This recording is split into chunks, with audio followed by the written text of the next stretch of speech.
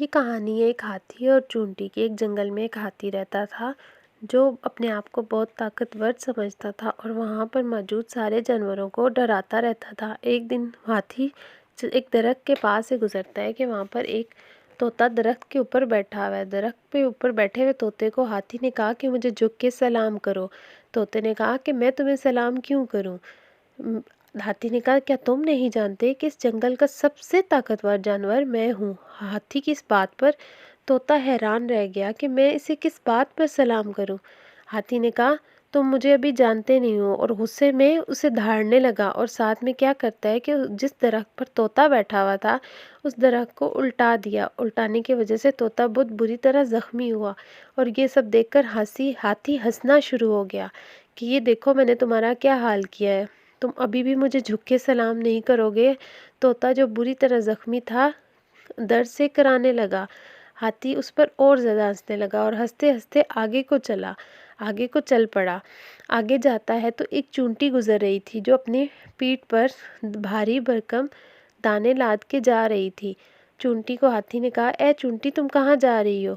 चूंटी ने बताया कि वो अपना अनाज इकट्ठा कर रही है क्योंकि कुछ दिनों में बारिशें शुरू होने वाली हैं और बारिशों की वजह से वो अपना अनाज इकट्ठा नहीं कर पाएगी, इसलिए वो अभी से अपना अनाज अपने घर में इकट्ठा करना शुरू कर दिया है। हाथी ने क्या किया? हाथी को एक शरारत सूझी और उसने अपनी सूंड में पानी भर के चूंटी के ऊपर गिरा दिया। और जैसे ही वो चूंटी के ऊपर पानी गिराया, चूंटी के सारा दाने बिखर गए और चूंटी बुरी तरह सर्दी से कांपने लगी। हाथी उस पर हंसना शुरू हो गया।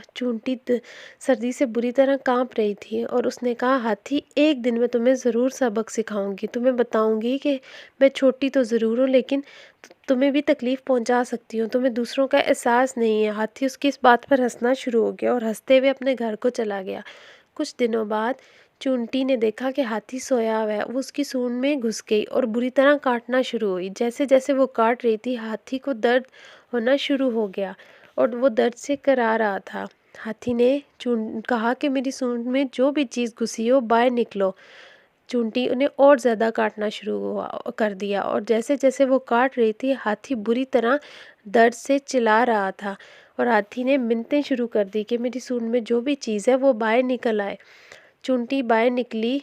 हाथी ने देखा कि ये छोटी सी चूंटी से इतनी तकलीफ पहुंचा सकती है। उस वक्त हाथी की आंखों में बहुत खौफ था कि वो दोबारा उसकी सूंड में ना घुस जाए।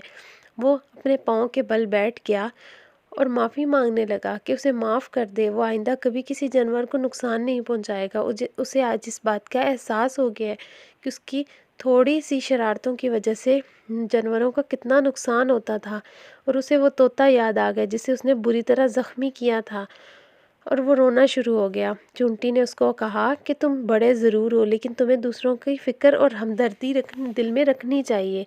हाथी ने उससे माफ़ी मांगी और आइंदा किसी को न तंग करने का वादा करते हुए चल पड़ा। इस तरह एक छोटी सी चूंटी ने हाथी को इस बात का सबक सिखाया कि चीज़ छोटी या बड़ी नहीं, उसमें हिम्मत होनी चाहिए और गलत को गलत कहना और ठीक को ठीक कहने की हिम्मत रखनी चाहिए। इस कहानी से हमें ये सबक मिलता है कि किस तरह एक छोटी सी चूंटी ने एक बड़े से हाथी को सबक सिखाया कि तुम गलत करते हो जानवरों के साथ और इस बात का एहसास दिलाया उसको। यूँ ये कहानी ख़त्म हुई।